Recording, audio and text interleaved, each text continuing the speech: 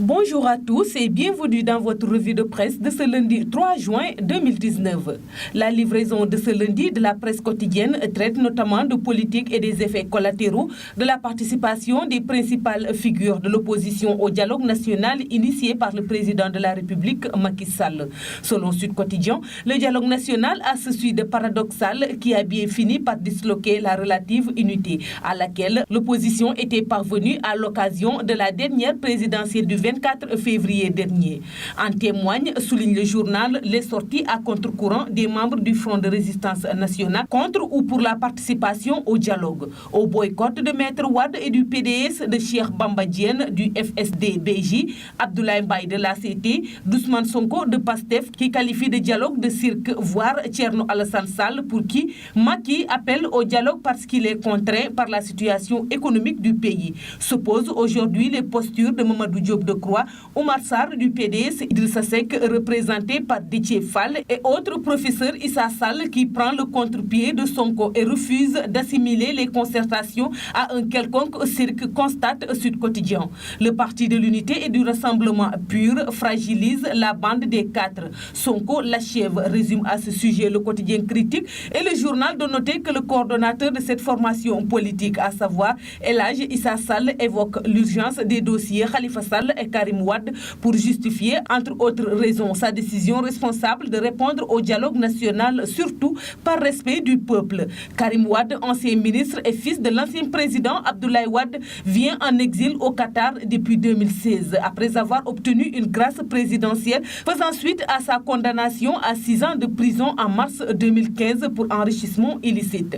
L'ancien maire de Dakar, Khalifa Ababakar Sall, ainsi que Karim Wade, étaient tous deux candidats à la dernière présidentielle de février dernier. Mais le dossier de candidature des deux hommes n'avait pas été validé en raison de leurs ennuis judiciaires. Khalifa Sall a écopé d'une peine de prison de 5 ans le 30 mars 2018 pour notamment escroquerie sur deniers publics dans l'affaire dite de la caisse d'avance de la mairie de Dakar. Source A rapporte que ce sujet était au menu d'une réunion d'évaluation de la participation du FRN au lancement du dialogue national et à l'installation de la commission cellulaire chargée de conduire les travaux du cadre de concertation sur les processus électoraux. À cette occasion, Bamba Ndiaye a préconisé la mise en place d'un code de conduite pour qu'un autre membre du Front ne signe pas Sonko opposé à ces concertations lancées par le pouvoir. Feu sur Sonko, affiche source A dont le constat est confirmé par la une d'autres journaux. Vox Populi, par exemple, se fait l'écho d'attaques du coordonnateur des cadres républicains pouvoir, Abdoulaye Diouf Sarr, contre le leader de PASTEF, patriote du Sénégal pour le travail, l'éthique et la fraternité. Sonko n'a que l'insolence et l'arrogance à vendre, déclare M. Sarr avant d'ajouter « Son ego passe avant les intérêts supérieurs de la nation.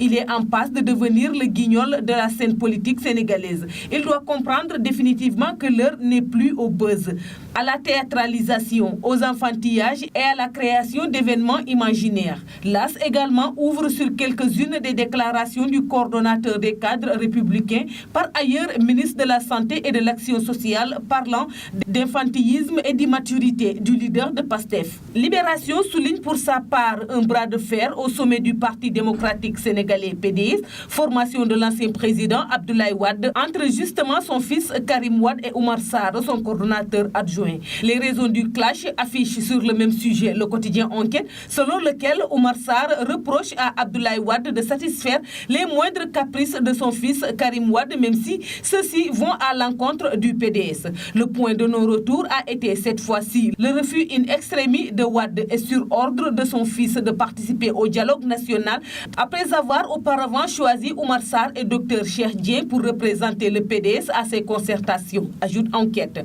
Une crise peut cependant en cacher une autre, comme le suggèrent les unes des quelques autres journaux. Moustapha contre Issa, la guerre est ouverte, affiche ainsi Tribune. Selon ce journal, le torchon brûle entre Issa Sall et Serigne Moustapha Sy, responsable moral du PUR, le marabout désapprouvant la participation du premier au dialogue national. Serigne Moustapha Sy affiche son désaccord avec Issa Sall et le sermonne. Relève Walf Quotidien, ce n'est pas seulement au PDS que la participation au dialogue national crée des problèmes. Au PUR, la présence de Issa Sall est partie pour créer une crise entre lui et le guide des Moustarchidines, écrit le même journal. Le marabout a même brandi des menaces de sanctions sanctions à l'encontre de celui qui n'est, selon lui, que le coordonnateur du parti renchérit le journal Le Quotidien. Ça sent le roussi entre Serigne Moustapha Sy et Issa Sall, ajoute Le Quotidien, dont la manchette pure crise n'est pas en reste. Pour le reste, l'Observateur ouvre la victoire de Liverpool en finale de la Ligue européenne des champions. Prétexte pour célébrer l'attaquant sénégalais des rides avec ce titre romanesque. Du moment que Le Soleil enfin ouvre ses colonnes au directeur général de la police nationale, l'inspecteur général Ousmane Sy, qui revient sur divers sujets dont les moyens et les stratégies des forces de police, le sentiment d'insécurité, la délinquance, la criminalité, la cybercriminalité. C'est tout pour la revue de presse parvenue à la rédaction du groupe Média du Sud. Merci de nous avoir écoutés. Quant à moi, je vous donne rendez-vous demain. Au revoir.